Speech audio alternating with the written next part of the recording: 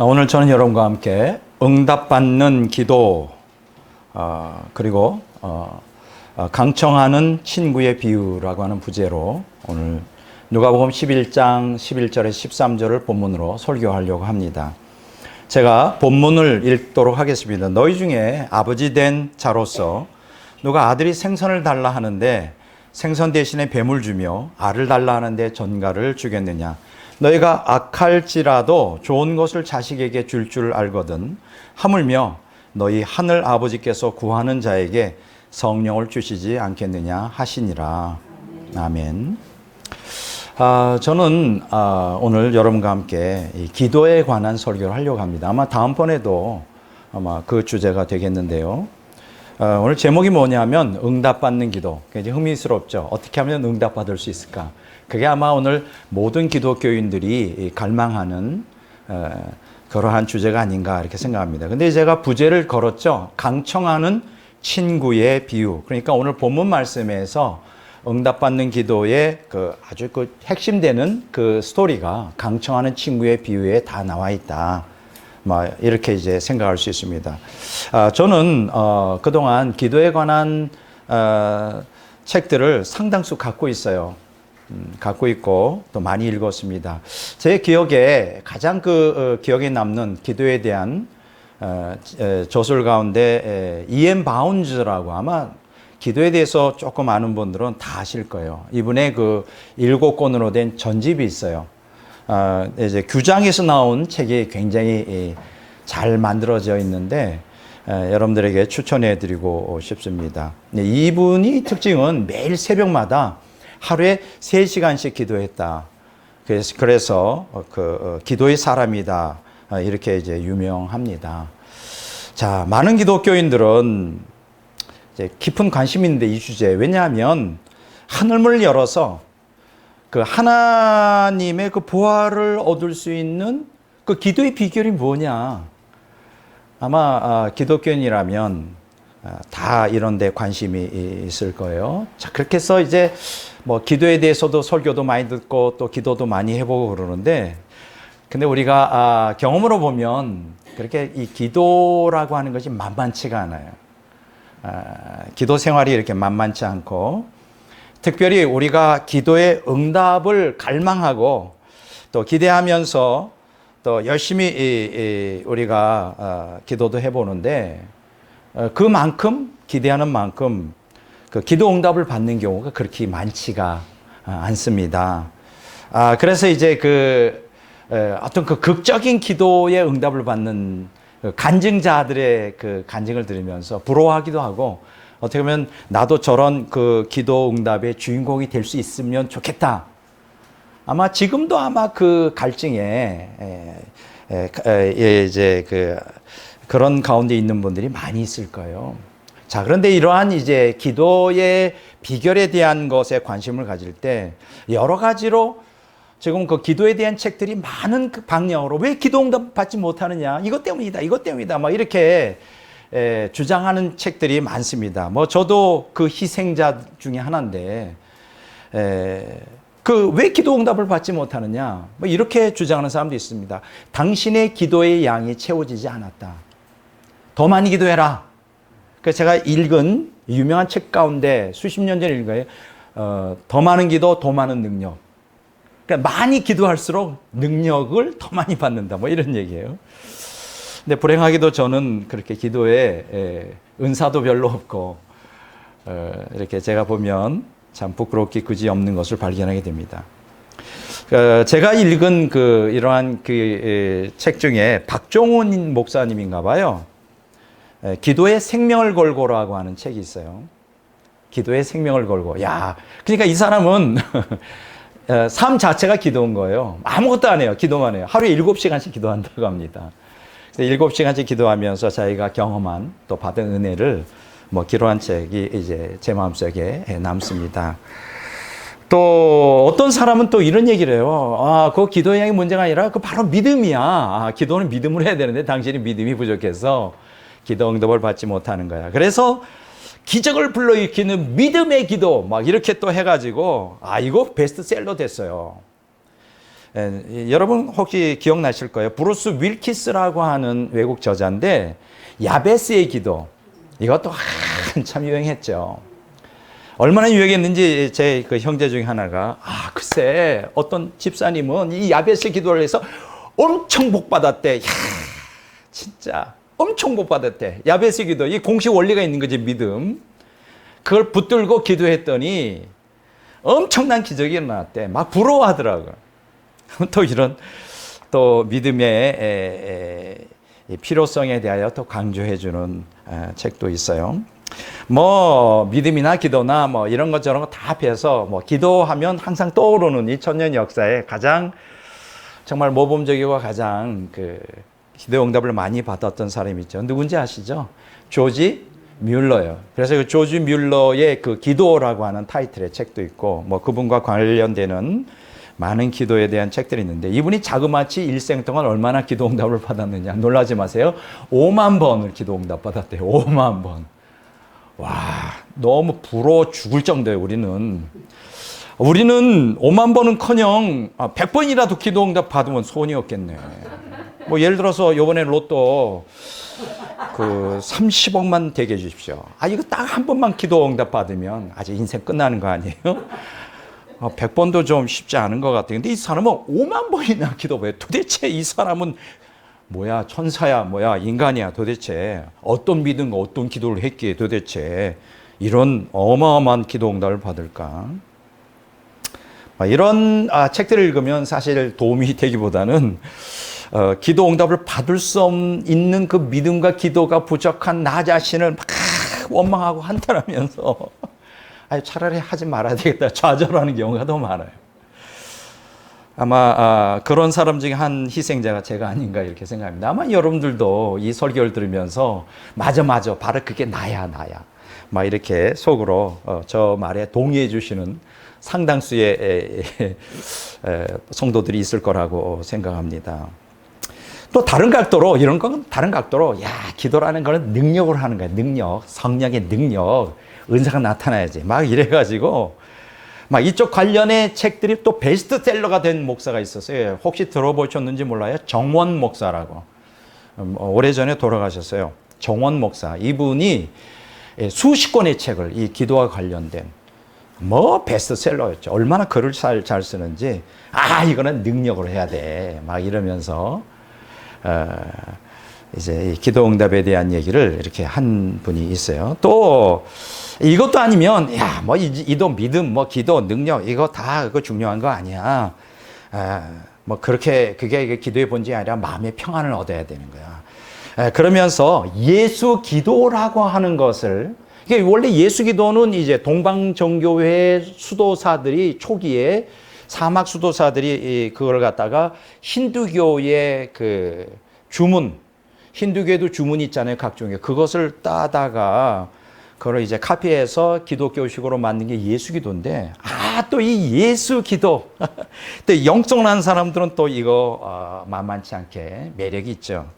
뭐 예수 기도는 뭐냐? 뭐 예를 들어서 남녀 호렌개교 하면 뭐 복 받는다, 뭐 만사 형통한다, 병 고친다, 뭐 이런 거 있잖아요. 또 우리 불교에서는 발음 잘 안 되네. 나무 아미타불 관세음보살 외치면 읍조리면 복도 받고 구원받는다는 뭐 이런 얘기 있는 것처럼 뭐 이것저것 따질 거 없어. 믿음, 기도, 뭐 능력 다 따질 거 없어. 간단해. 주 예수여 저를 불쌍히 여기소. 이것만 하루에 수백 번, 수천 번 읍조리면 그냥 영혼의 정화가 되고 평안이 와. 뭐 이런 거. 이것도 또 만만치 않게 매력이 있는 기도인 것 같아요. 자, 이렇게 지금까지 우리가 2000년 역사에 보면 기도의 다양한 방법에 대하여 이것이 옳다 저것이 옳다 뭐 이렇게 많이 얘기를 많이 해요. 저도 다 그 분야의 책들을 읽어봤지만 지금도 기도가 쉽지 않은 거예요. 근데 이제 여기서 중요한 것은 그 기도의 그 다양한 방법에 대해서 많은 사람들이 주장하지만 정작 그보다 더 중요한 게 있어요. 이제 그게 제가 오늘 다루려고 하는 주제인데 뭐냐? 기도의 내용과 목적이 뭐냐? 무슨 내용을 가지고 기도해야 돼? 그리고 왜 기도해야 되는데? 뭐를 위하여? 이거에 대해서 이제 저희에게 그 기도의 교훈을 가르치는 분들이 거의 없는 것 같더라고요. 그러니까 저도 수십 년 동안 기도에 대해서 크게 오해했던 거예요. 그냥 오늘 설교는 사실은 여러분들에게도 하지만 저의 그 오해를 풀어주는 기도의 본질이 뭔지 풀어주는 시간이 되겠다. 뭐 이렇게 생각합니다. 오늘 설교는 기도의 방법이 아니에요. 그 방법은 각자 다 할 수 있죠. 뭐 믿음으로 다 할 수 있고 뭐 기도 많이 하는 것도 있고, 뭐, 다 잘못됐다는 건 아닌데, 저는 그것은 제가 여기서 여러분들에게 설교하려 하지 않고, 기도의 내용. 좀 더 구체적으로 말하면, 어떠한 목적으로 어떤 내용으로 기도해야 될 것이냐, 이것을 제가 오늘 말씀드려야 돼요. 쉽게 얘기하면, 어떻게 기도할 거가 아니라 무엇을 기도할 거냐. 이거는 뭐, 기도의 양이나 믿음이나 뭐, 그것에 상관없는 것 같아요. 단 뭐 하루에 1시간, 뭐 한 10분을 하더라도 뚜렷한 내용과 목적을 가지고 저는 그것이 응답받는 기도라고 생각해요. 그리고 그 부제로 오늘 제가 말씀드리는 게 강청하는 친구의 비유에 그게 다 나와 있다. 물론 이제 강청하는 친구의 비유가 너무 크게 오해가 되어 있어요. 이제 그 오해를 제가 오늘 이제 풀어드리려고 합니다. 그래서 오늘 이 설교가 굉장히 흥미롭죠. 그렇죠. 제가 오늘 여러분들에게 제 설교에 참여하는 여러분들에게 부탁드리고 싶은 건 우리 오늘 기독교인들이 설교를 그 감성으로만, 감성으로만 이렇게 감동받고자 하는 그 경향이 있어요. 좀 머리를 좀 써야 되는데, 아니 세상 일은 머리를 쓰면서 아니 예배 시간은 잠깐 감성으로만 접근하려고 그래요. 물론 찬양은 감성으로 해야 되겠지만 기도 설교는 이성을 활용하여 그것이 여러분의 마음의 결단과 그것이 행동으로 옮겨지는 거예요. 진짜 변하기 일어나는 게 감성만 우리 한국 교인들의 특징이 뭐냐? 감성이 풍성하다 보니까 그때 막 불 받고 은혜 받는데 곧 돌아왔으면 잊어버려. 행동으로 드러나잖아요. 삶의 변화가 없어. 이렇게 하면 안 되죠. 그래서 오늘 저는 오늘 그 기도에 대한 구조 분석을 하려고 합니다. 쉽게 얘기하면 누가복음 11장 1절에 13절에 보면 여러 세 개의 기도의 교훈이 나오는데 이게 구조 분석을 해야 돼요.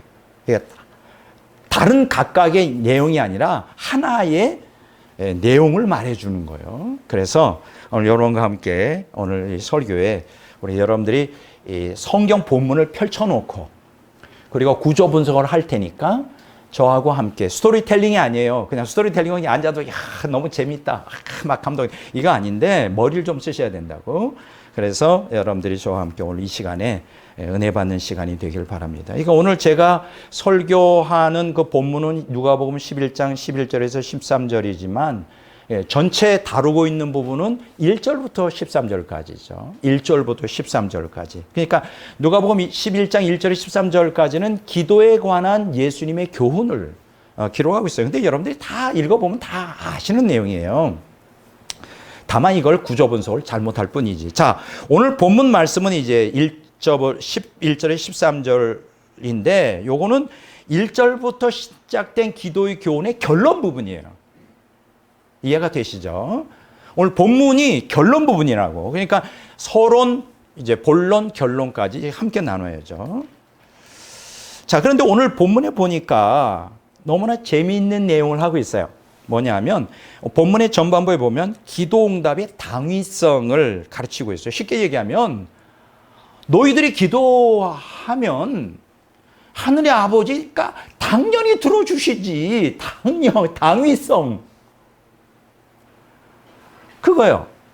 그럼 여기 또 이제 또 우리 화가 나지. 아니, 나 기도 한두 번 해봐. 수십 년 예수 믿으면서 수많은 기도를 했는데 왜 안 들어주셔요? 이것도 사기치는 거 아니야? 성경이? 뭔가 잘못된 거 아니야? 이렇게 이제 말할 수 있죠. 자, 여러분들 화내지 마시고 조금 더 참으면서 설교 한번 참여해 보시기 바랍니다. 기도 응답이 당위성이에요. 그럼 그 내용이 뭐냐? 아들이 생선을 달라고 하는데 뱀을 주며 알을 달라고 하는데 전갈을 줄 아버지가 어디 있겠느냐고 예수님이 하나님을 들어서 반문을 하셔요. 여러분 이거 상식 아닙니까? 만약에 아들이 아버지 너무 배고파요 생선을 주세요 하는데 뱀을 닦죠. 아버지 배고파요 달걀을 주세요 하는데 전갈을 닦죠. 그런 아버지는 아버지가 아니야. 빨리 도망가야 돼. 살기 위해서.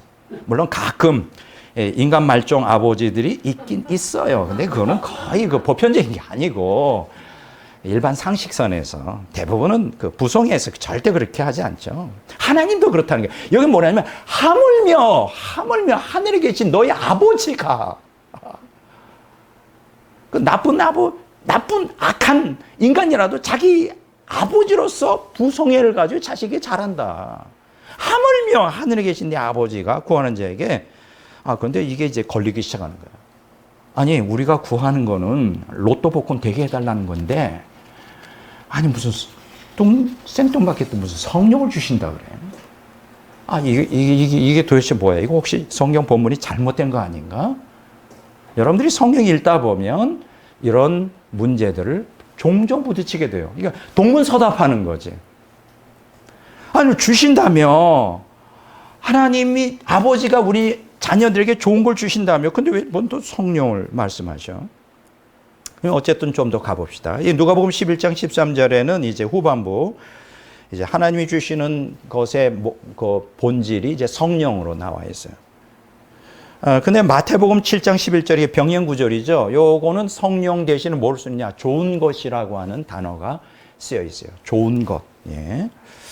자, 한번 읽어볼게요. 마태복음 7장 11절. 너희가 악할 자라도 좋은 것으로 자식에게 줄 알거든 하물며 하늘에 계신 너희 아버지께서 구하는 자에게 좋은 것으로 주시지 않겠느냐. 여기에 좋은 것이라는 단어가 두 개가 나와요.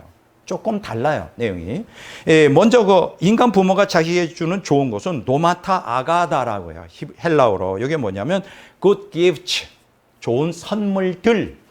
그래서 한정적 개념을 갖고 있어요. 그러니까 좋은 걸 주긴 주는데 완전하지는 않다요. 그렇다고 그것도 한정되어 있다.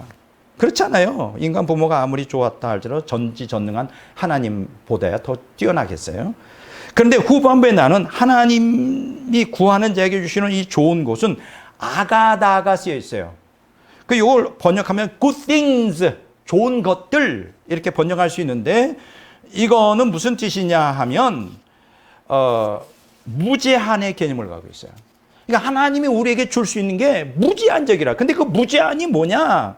인간의 생각이나 상상을 뛰어넘는 영혼육 전존재에 필요하고 유익한 것들이 와 대박. 이걸 우리가 뭐라 그러냐? 대박이라는 거예요. 우리에게 필요한 영혼육의 모든 필요, 모든 우리에게 유익한 걸 다 주신다는 거예요. 와 대박. 와 대박.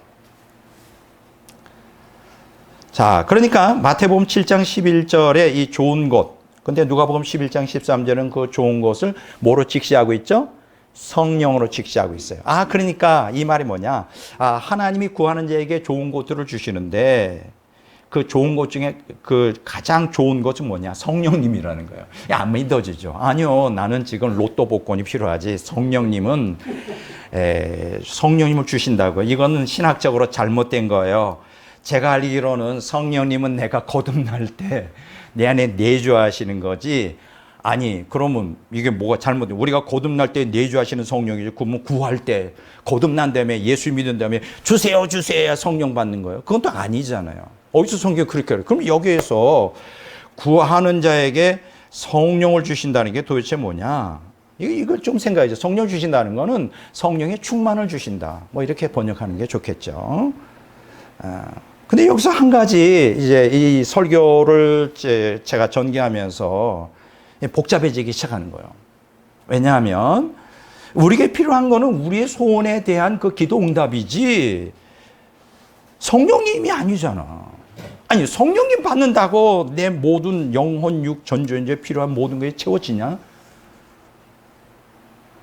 일단 오늘 많은 기독교인들이 그렇게 생각해요. 그냥 성령 받는 것은 뭐 기분 좋아지고 뭐 영혼이 평안해지면 좋은데 그렇다고 내 영혼 육의 많은 문제들이 해결되냐고. 이거부터 여러분들이 깨야 될 것 같아요.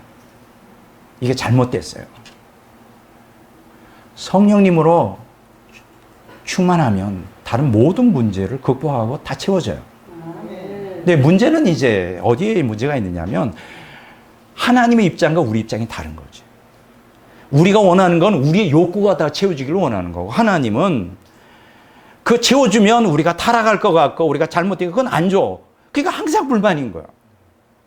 이게 이제 요게 하나님과 우리 사이에 관점의 차이가 있는 거죠. 예. 이런 것들 여러분 생각하셔야 돼요.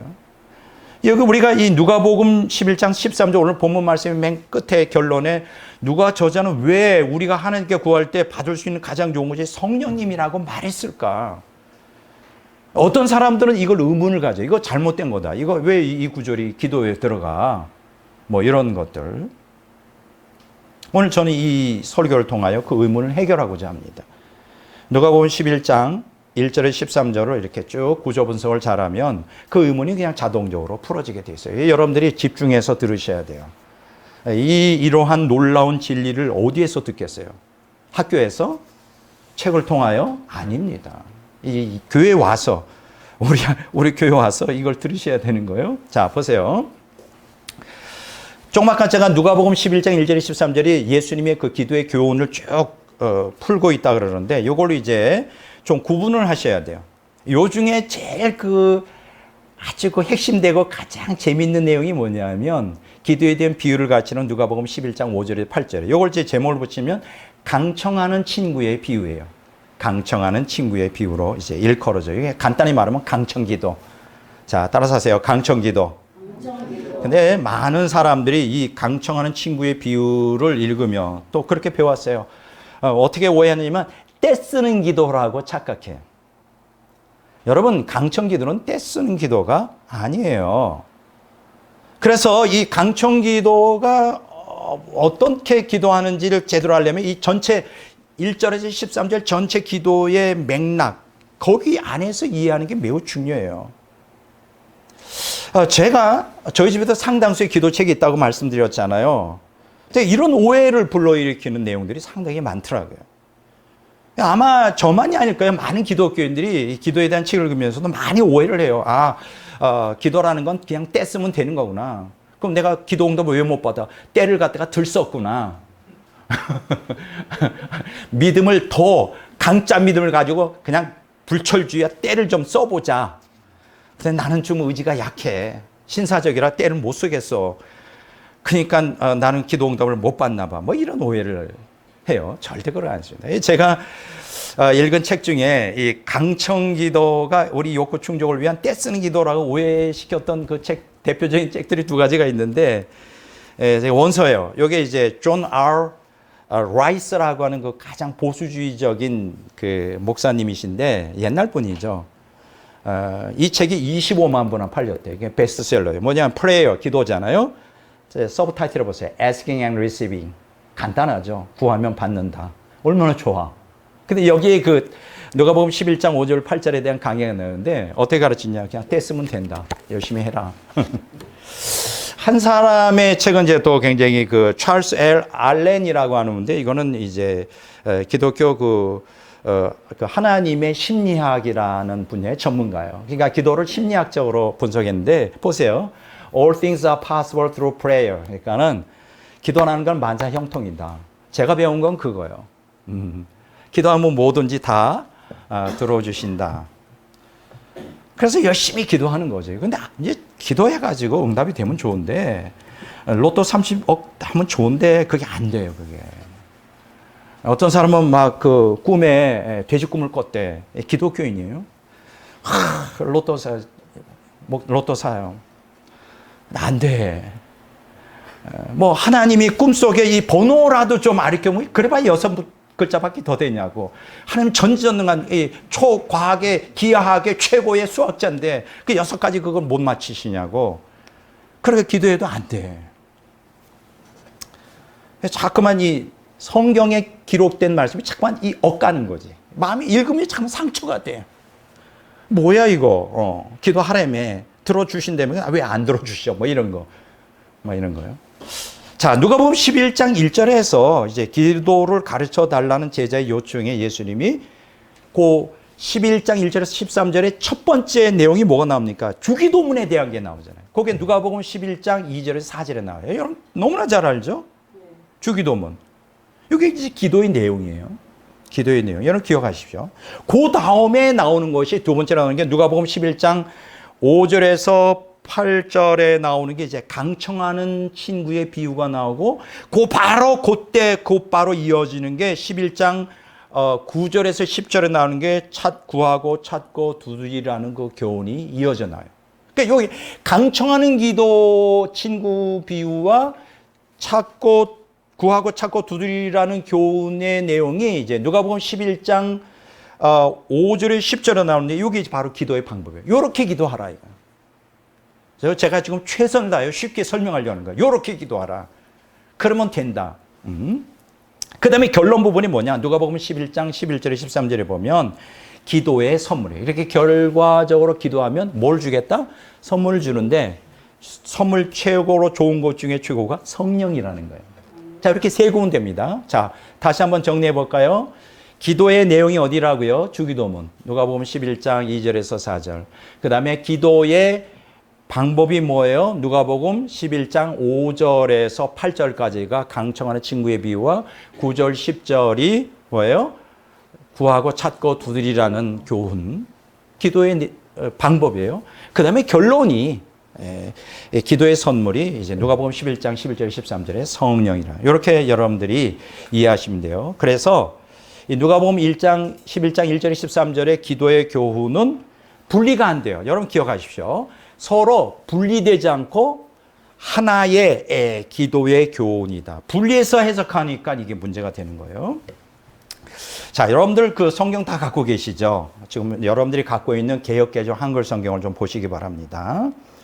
여기 그 누가복음 11장 2절에서 4절, 그 다음에 거기에 주기도문이 나온다 그랬죠? 그 다음에 무슨 이야기가 나온다 그랬죠?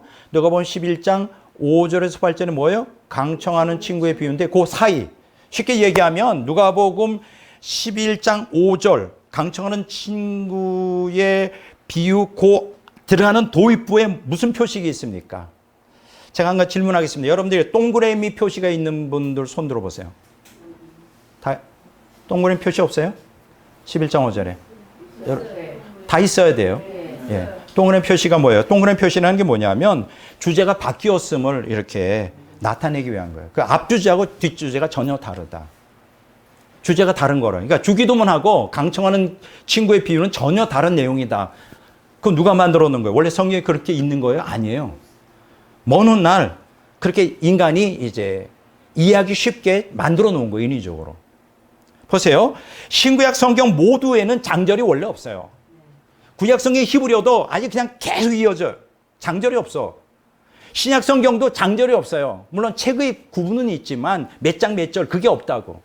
그게 언제 이제 처음 만들어졌느냐? 1555년 스테파누스의 라틴어역 벌리게이트 성경에서 처음으로 장절이 거기에 삽입이 됐어요. 그러니까 동그라미도 거기에 그때 들어간 거예요.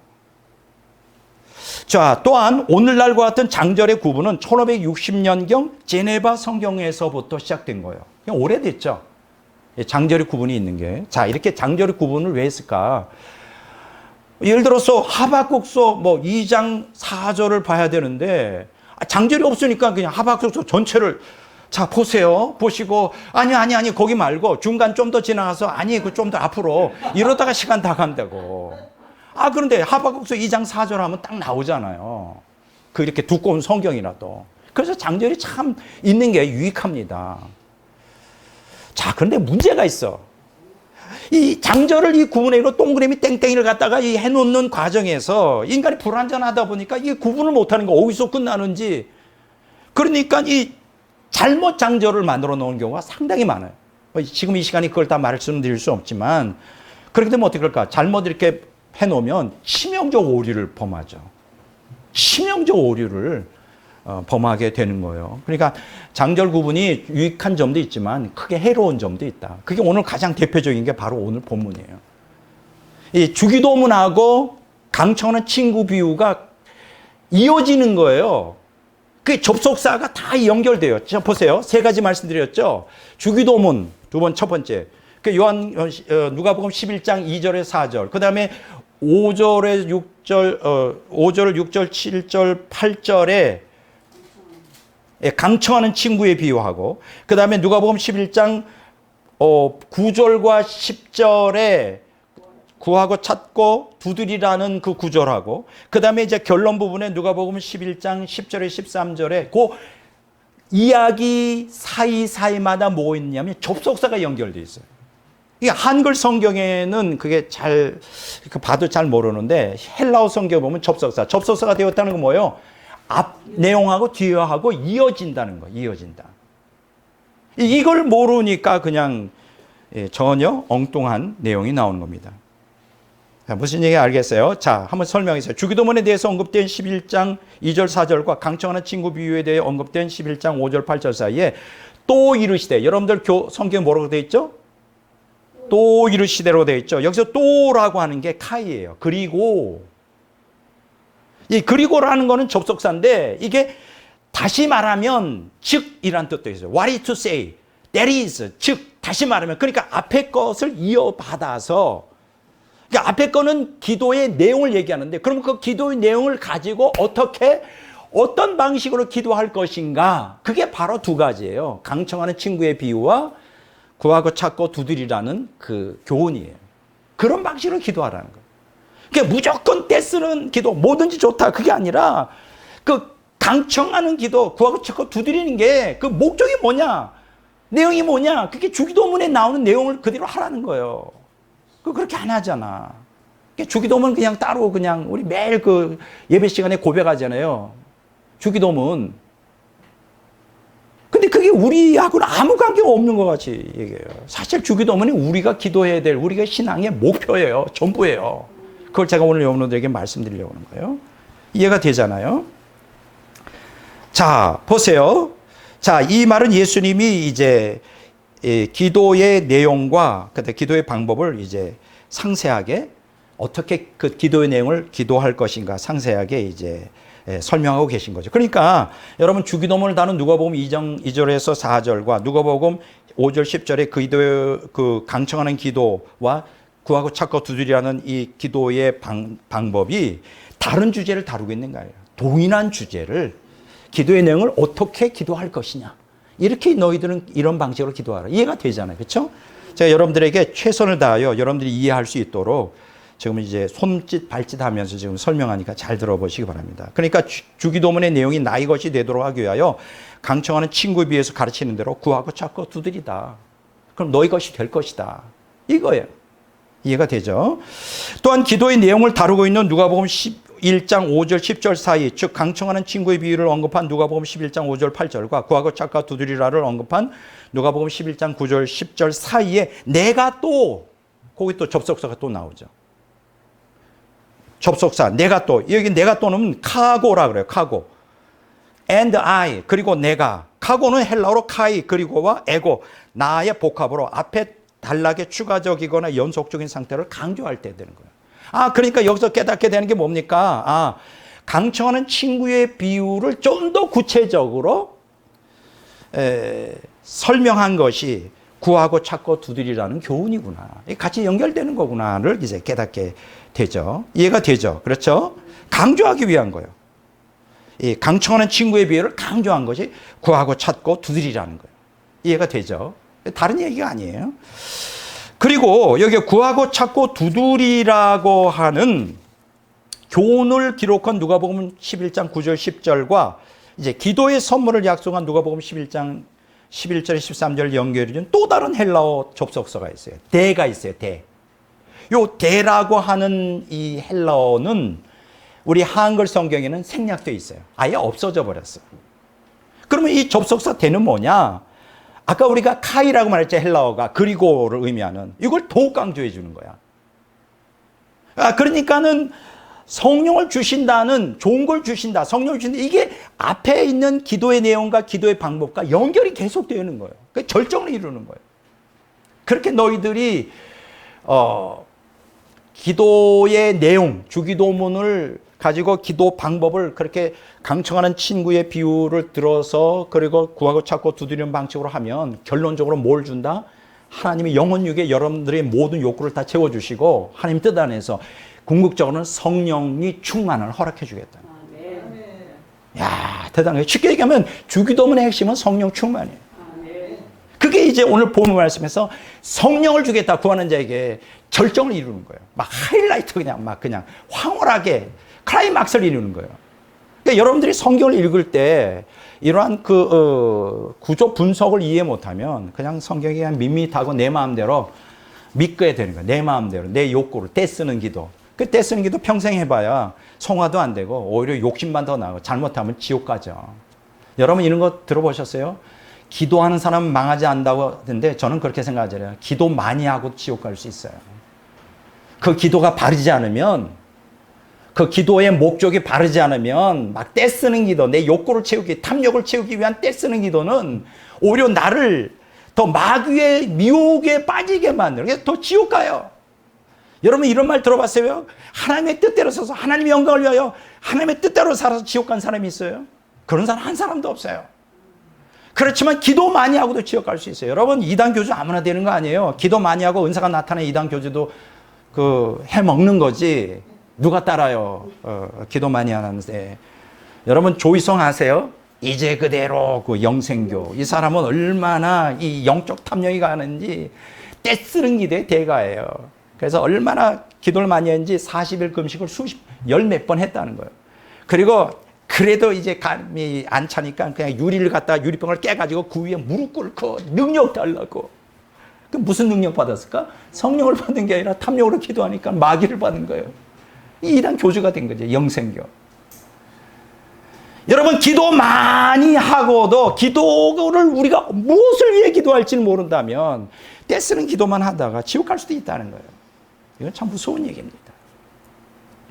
바로 우리가 기도를 어떻게 할 것인가 이해해야 되죠. 여기 대가 대라 그랬잖아요. 대.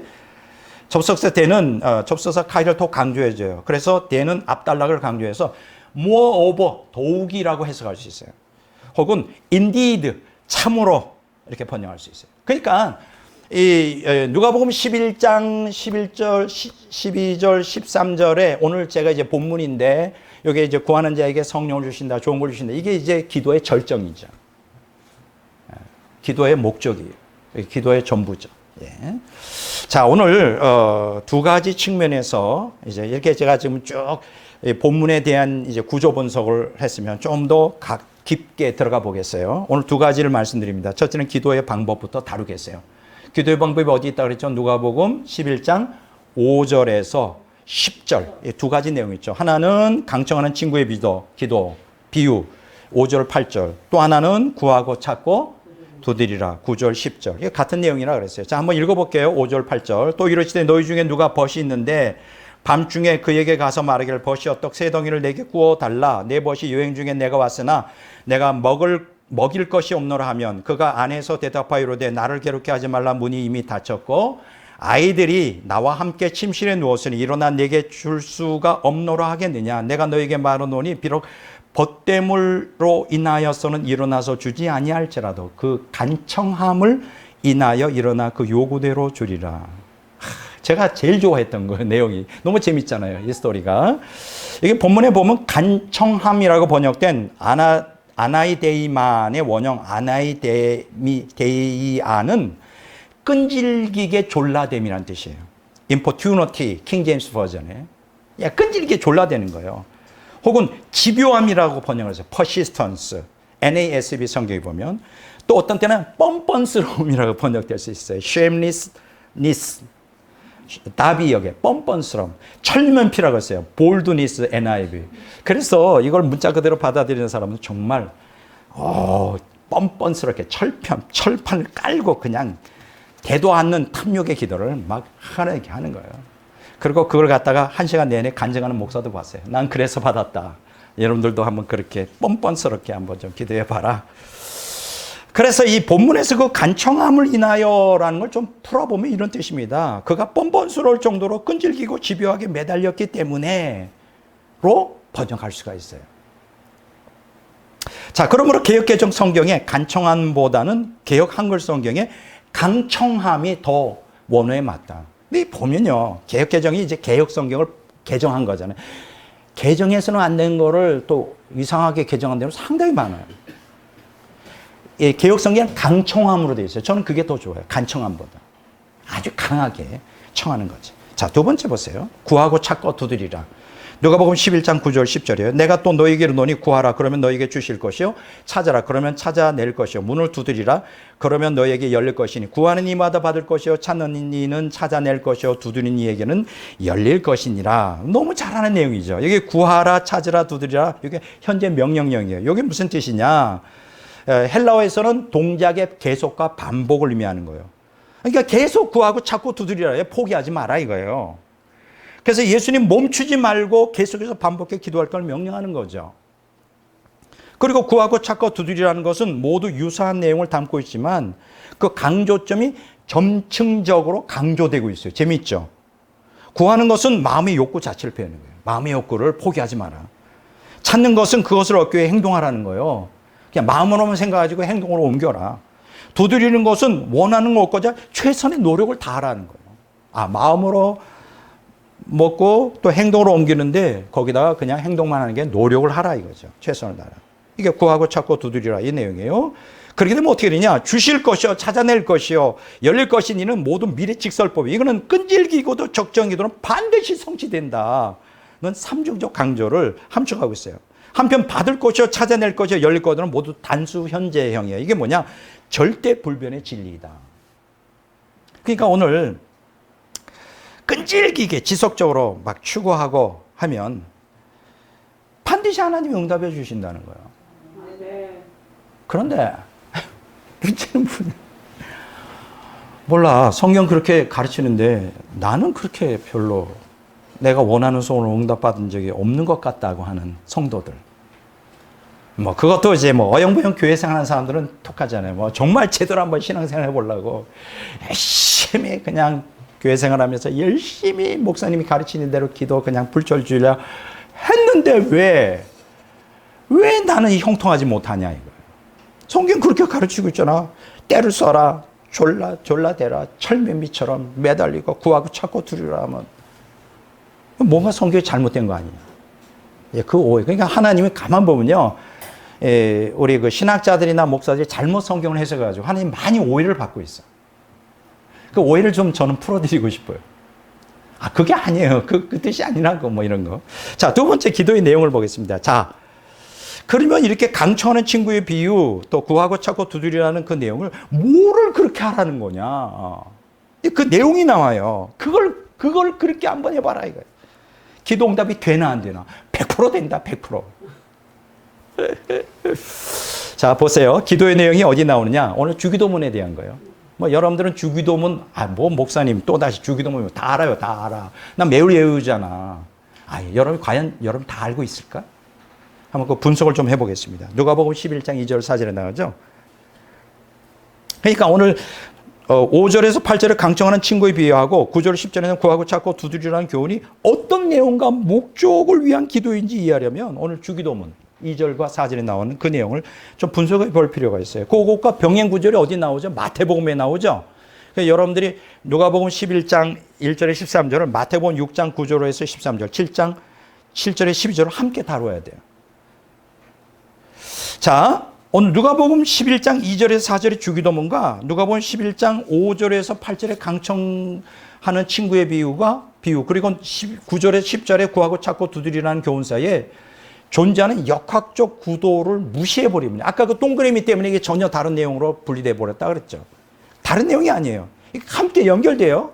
전치사도 그렇고. 이걸 무시하면 어떻게 되냐. 주기도문하고 강청하는 친구 비유 및 구하고 찾고 두드리는 교훈을 분리해버리면 어떻게 되냐. 이 강청하는 친구의 비유는 뭐예요? 인간의 무슨 소원이나 갈망하는지 하나님께 냈으면 다 응답해 주신다. 이거로 오해가 되는 거죠. 하나님 그렇게 말한 적이 없는데. 구하고 찾고 두드리라는 경우는 인간이 뚜렷한 목표를 설정해놓고 온 힘을 기울여 추구하면 반드시 성취할 수 있다는 인간중심적 기복 신앙으로 전락하게 되는 거예요. 제가 옛날에 교보문고에서 참 어처구니 없는 책을 읽어봤는데 이제 그 교보문고에는 다양한 책들이 많이 있잖아요. 그 IT로 그냥 성공한 그 미국의 아주 거대한 CEO들이 쓴 책이 있었어요. 그 애플이 될 수도 있고 여러분 IBM 뭐죠? 컴퓨터. 그 애플도 있고 또 컴퓨터를 발명한 이런 사람들이 그 저자로 썼는데 거기에 그 내용이 네요. 구하고 찾고 두드리라. 자, 성경에도 그거 있다. 구하고 찾고 두드리라. 그 내용이 있다. 우리는 최선을 다했더니 이렇게 이뤘다. 성경 말이 맞다. 그 뜻이 아닌데. 그러니까 이게 성경을 이 앞뒤 맥락을 잘 모르면 이런 엉터리 해석이 나오는 것이죠. 오늘 문맥을 자세히 보세요.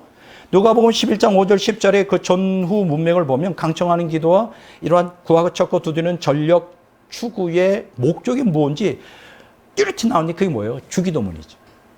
뭘 기도하라는 거예요? 강청기도. 뭘 전력 추구하라는 거예요? 주기도문의 내용을 그렇게 하라는 거예요. 주기도문에 나오는 그 내용을 내 것이 될 수 있도록 이해가 되죠. 자, 그러면 오늘 주기도문의 내용이 도대체 뭘 얘기하는지 보겠습니다. 자, 누가복음 11장 2절 4절이에요. 예수께서 이르실 때 너희는 기도할 때 이렇게 하라.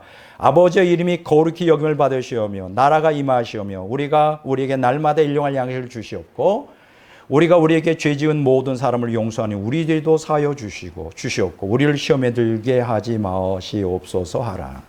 우리가 예배 시간에 거의 뭐 주기도문 외우잖아요. 매일 평생 수천 번 외울 텐데 더 외울 수도 있죠. 그 내용이 뭔지를 모르는 것 같아, 내가 생각. 입으로만 하는 것 같아. 그대로 안 살아. 갈망도 없어. 그러니까 이 주기도문은 기독교인들이 아무 의미가 없는 거예요. 내가 오늘 짧지만 이 주기도문의 내용이 뭘 가르치는지 제가 핵심을 딱 집어서 말씀드릴게요. 이 본문에 보면 주기도문은 크게 두 구분으로 나눠져 있어요. 하나는 하나님과 관련된 거고요. 다른 하나는 인간과 관련된 거예요. 보세요.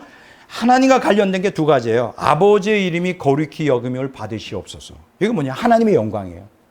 하나님이 영광 받았어요. 그거죠. 하나님의 영광. 두 번째는 아버지의 나라가 임하시옵소서. 하나님의 나라, 하나님의 통치예요. 그러니까 하나님과 관련된 거는 하나님의 영광과 두 번째 하나님의 통치구나. 금방 구별이 되죠. 그리고 인간과 관련된 게 세 가지예요. 첫째는 우리에게 날마다 일용할 양식을 주옵소서. 자족의 삶이죠. 두 번째, 우리가 우리에게 죄 지은 사람을 용서한 것처럼 우리 죄도 사하여 주옵소서. 용서의 삶이죠. 세 번째, 우리를 시험에 들지 않게 하옵소서. 거룩한 삶이죠. 이렇게 세 가지로 나눠요. 자, 그럼 또 다시 한번 내용을 조금 더 자세하게 설명해 볼게요. 아버지의 이름이 거룩히 여김을 받으시옵소서. 하나님 영광이라는 게 뭐냐? 하나님 아버지. 이게 불신자와 관계되는 거 아니에요? 여러분 보세요. 주기도문은 하나님과 하나님 아버지와 하나님의 자녀들의 관계예요. 불신자 아니에요. 불신자들은 이런 기도를 할 자격이 없어요. 자, 하나님 아버지가 하나님 자녀들에 의해 영광과 존귀와 찬송을 받으시도록 갈망하고 소원하라는 거예요. 난 여러분들에게 질문하고 싶습니다. 오늘 우리를 하나님이 창조하시고 구속하신 그 궁극적인 목적이 뭐예요? 우리가 하나님의 영광과 존귀와 찬송을 하나님 자녀로서 하나님께 올려드리는 거예요. 그것이 여러분들의 인생의 목적이 되지 않는다면 여러분들은 잘못 신앙생활을 하고 있는 거예요. 질문하고 싶어요. 하나님 아버지가 하나님의 자녀들의 영광과 존귀와 찬양을 받도록 갈망하고 소원하라는 거예요. 이게 나의 소원의 본질이 되어야 돼요. 또 뭐 이렇게 해요. 뭐 이런다고 나에게 밥이 생겨요. 뭐 돈이 생겨요. 모르는 소리. 하나님의 영광과 존귀와 찬송을 받으시면 나중에 다른 거는 다 채워져. 영혼육에. 이거 제가 경험하는 바예요. 왜 이렇게 못 믿으세요, 하나님? 그럼 이런 얘기하지. 북한의 김정은처럼 우리는 그러면 심심풀이 땅콩이에요. 그러면 기쁨 줘요, 하나님의. 매일 하나님의 영광, 하나님의 영광, 하나님의 존귀, 하나님 찬송. 우리가 그러면 심심풀이 땅콩이에요? 하나님의 기쁨 줘요? 아니에요. 그러니까 우리가 너무 오해하고 있다니까. 하나님의 영광과 존귀와 찬양을 받으시면 나머지는 다 끝나요. 우리가 거기에 참여해. 그 영광과 존귀와 그 기쁨에 참여한다고. 보게. 두 번째 뭐예요? 아버지의 나라가 임하시옵소서. 이거 하나님의 통치죠. 이 하나님의 자녀들이 하나님의 아버지의 다스림 받기를 갈망하고 소원하라는 거예요. 여기서 하나님의 나라는 물론 특정 영역이나 공간, 천국을 의미할 수도 있지만 마음의 천국, 하나님의 통치와 지배를 나타내는 거예요. 자, 세 번째, 우리에게 날마다 일용할 양식을 주옵소서. 자정한 삶인데 이 일용할 양식이 뭐예요? 말 그대로 하루의 생존에 필요한 양식이에요. 하루하루의 생존을 하나님께 의지하라는 거예요. 날마다 하나님을 의지하는 신앙과 물질적 탐욕을 경계하라는 거예요. 근데 왜 우리는 이렇게 욕심이 많은지? 1년 먹을 양식을 쌓아놓는 게 아니라 평생 먹고도 남아서 후손들에게 대대로 이어질 수밖에 없는 물질을 우리는 욕망하고 있어요. 여러분들이 얼마나 세속화됐다는 걸 이해해야 돼요. 성경 뭐냐? 일용할 양식으로 만족하라요. 탐욕을 물리쳐라.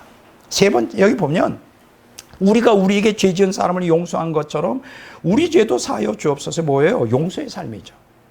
본문은 굉장히 엄중한 교훈을 가르치고 있어요. 우리에게 죄를 범한 자에 대한 우리의 용서가 선행되지 않으면 하나님 아버지도 우리 죄를 용서해 주지 않겠다는 거예요. 우리는 맨날 입으로 예수님 피가 나의 죄를 용서해. 그러면서 나는 다른 사람의 죄를 용서 안 해요.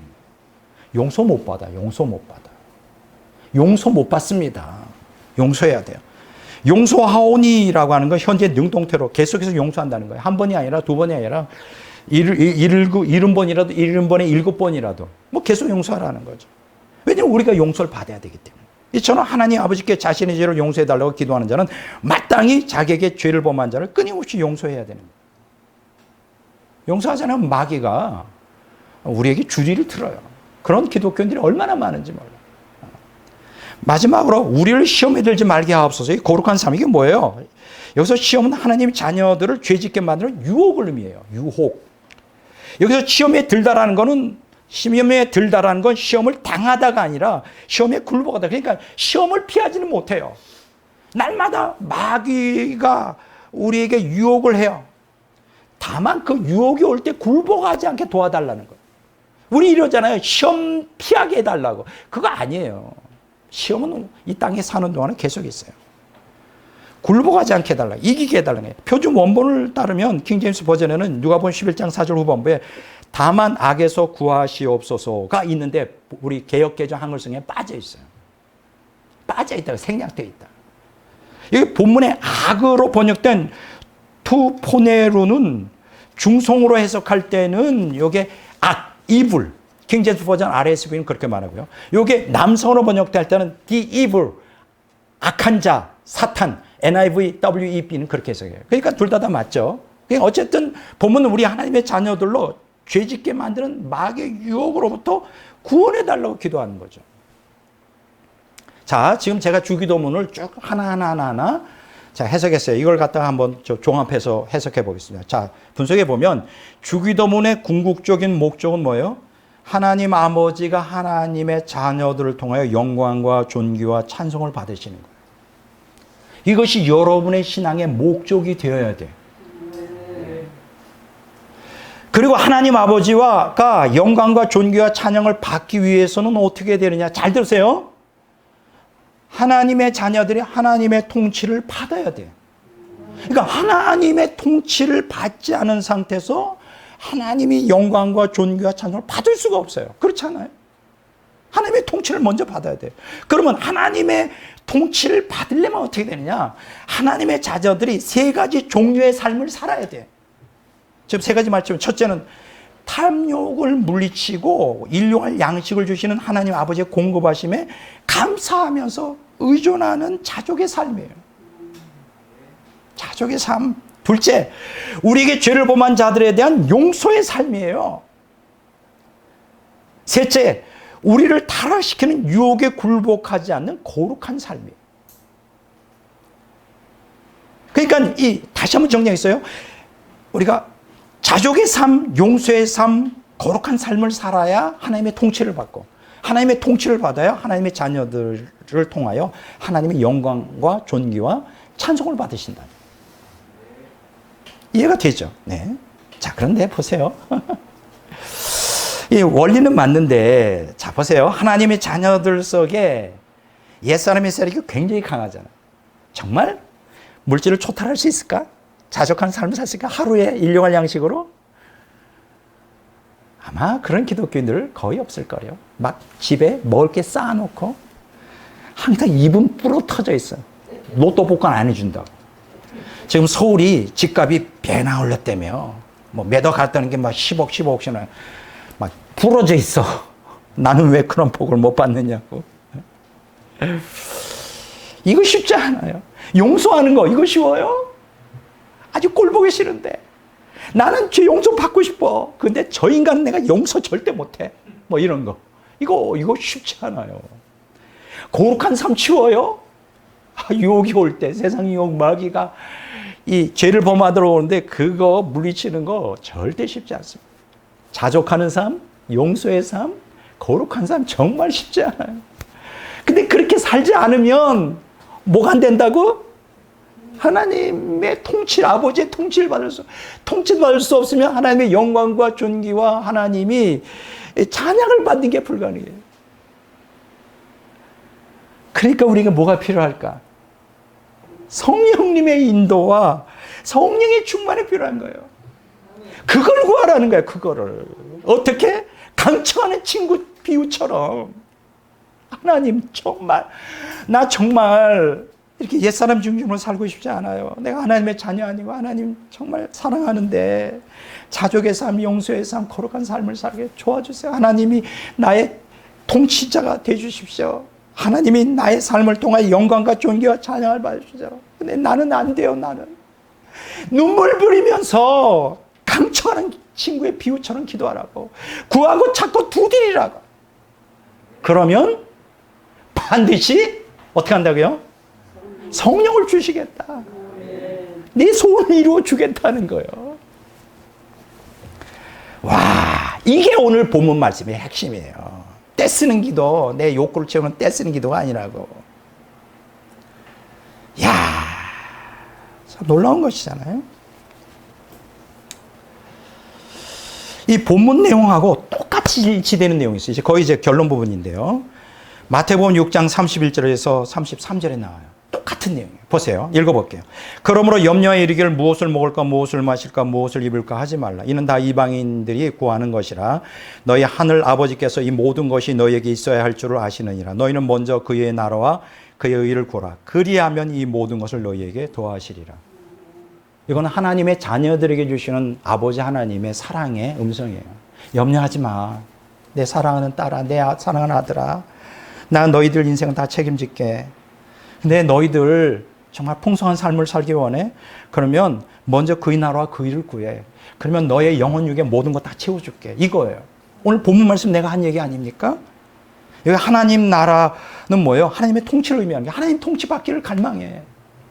하나님 나라를 구하라는 거는 내 뜻을 온전히 버리고 하나님이 나의 전부가 되도록 하나님 아버지의 통치를 받아들이라는 얘기예요. 하나님의 의를 구하라는 것은 하나님 아버지와 올바른 관계를 유지하고 하나님 아버지를 닮은 자녀답게 하나님의 의로운 성품을 이렇게 드러내는 삶을 살아라. 결국 하나님 나라와 하나님의 의는 동전의 양면과 같은 거예요. 하나님 중심주의, 하나님이 나의 전부가 되는 삶이에요. 그럼 여러분 이렇게 말할 수 있죠. 어떻게 답답해서 살아. 내 욕망도 있어야 되지. 근데 그렇지가 않아요. 성령이 저의 삶을 주장하시고 하나님이 나를 다스리고 하나님이 영광과 존귀와 찬양을 받으시잖아요. 나머지 다 해결돼요. 저는 그걸 날마다 경험하는 사람이에요. 제가 이걸 경험하지 않고 성경에 있는 걸 그냥 한다면 저도 역시 돌팔이죠. 저는 성경에 기록된 걸 제가 체험하고 있다고. 예수님이 뭘 의미하는지 제가 정확히 알고 있다고. 여러분들도 그렇게 되어야 하죠. 여기서 너희는 구하라 그래요. 먼저 그의 나라 그 일을 구하라. 이 구하라는 건 우리가 추구하는 바가 정말 값진 것이다. 그렇기 때문에 집요하게 노력과 비용을 아끼지 말고, 오늘 떼쓰는 기도가 다 그 얘기잖아요. 강청하는 친구의 비유, 다 뭐 구하고 찾고 두드려, 다 같은 내용이잖아요. 그러니까 마태복음 6장 31절 33절의 말은 오늘 누가복음 11장 1절 13절의 말은 같은 얘기예요. 오늘 저는 여러분과 함께 이 설교를 함께 나눴습니다. 제가 어제 이 설교 준비하면서 뭐 항상 제가 고백하는 거죠. 예수님이 나의 전부예요. 그리고 저의 삶을 온전히 통치해 주세요.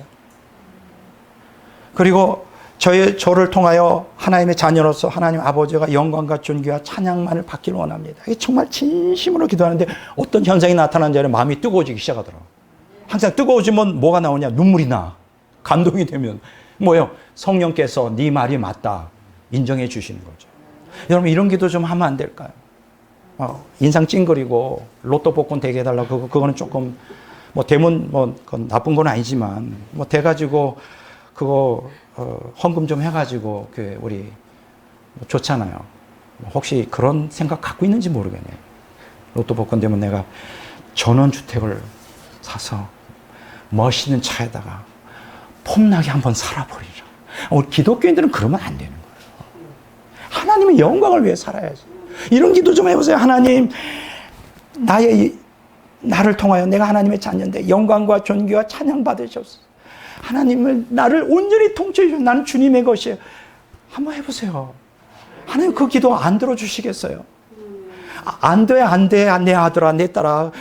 그런 그 무서운 기도 하지 마. 이런 하나님 하시겠어? 정말 기특하구나. 너는 좀 많이 부족하지만 그래. 인간은 안 되지만 성령은 가능해. 내가 함께 하리라. 이렇지 않겠어요? 살인자도 이 최고로 악한 자도 성령의 다스림 받으니까 성자가 되잖아요. 이게 기독교의 기적이에요. 이게 기독교의 진리라고. 나는 안 되지만 성령은 된다고. 성령님 나를 좀 주장해 주십시오.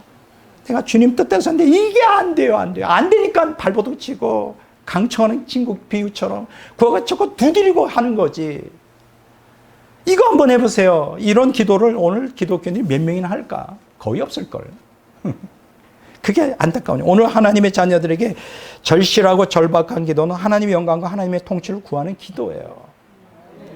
대다수 기독교인들이 옛사람의 욕망을 따라 살고 자기 탐욕을 채워달라고 날마다 떼쓰는 기도. 그러니까 이런 떼쓰는 기도 많이 해봐야 영적 성숙의 도미하고 지옥 가요. 마귀의 자녀가 돼요. 이 탐욕의 기도를 여러분 모릅니까? 이스라엘 백성들이 탐욕을 따라 구하다가 모두 다 멸망했잖아요.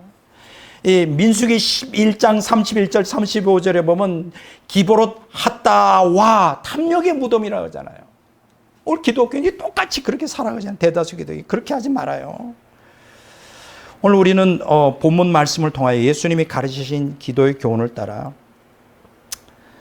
하나님의 영광, 하나님의 통치를 갈망하며 날마다 그걸 위해 발버둥 쳐. 그렇게 하면서 강청 기도와 전력 추구를 그 할 때 하나님 아버지가 얼마나 기뻐하실까. 성령을 부어주셔서 우리를 그렇게 그런 하나님의 영광과 존귀와 찬송을 받으시고 이 땅에서 하나님의 통치를 보고 하나님 나라를 경험하는 하나님 나라를 사는 성도들로 삼아주시지 않겠느냐. 이게 제가 오늘 여러분들에게 드리는 오늘 본문 말씀의 핵심이고 전부예요. 오늘 저와 여러분은 저는 사실 기도에 많이 부족한 사람이에요. 그렇지만 이 열망을 갖고 있습니다.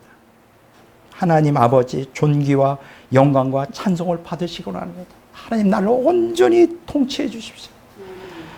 이런 열망을 제가 항상 올려요. 그러니까 하나님이 기뻐하셔요. 비록 부족하지만 여러분들도 오늘부터 그런 기도로 여러분들이 신앙생활이 승리하고 여러분들의 영혼육에 복받는 여러분들이 되시기를 주의 이름으로 축원합니다.